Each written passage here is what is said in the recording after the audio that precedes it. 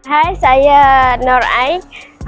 Nama panggilan panggil Ain Comel. Saya nak story sikit kereta saya yang comel ni, yang pink colour ni. Toyota Corolla tahun 1983.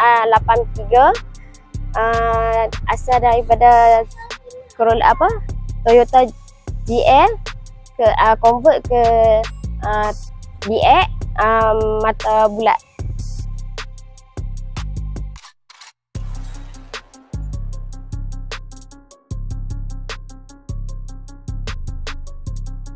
Untuk nak bagi ranggi lagi kereta ni, saya masukkan rim 15 Advance atau dikenali sebagai rim Spender.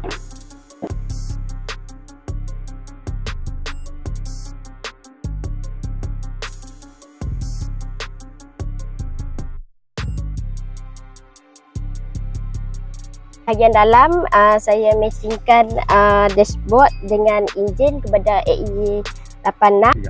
Nak bagi selesa lagi, saya pasangkan seat bucket jenama Bright.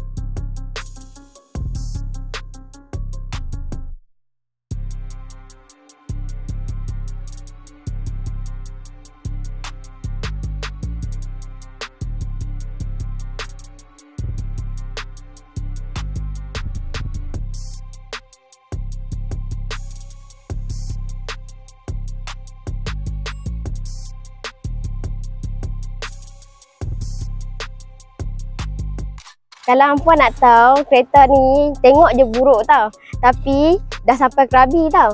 Bukan setakat dekat-dekat sini je.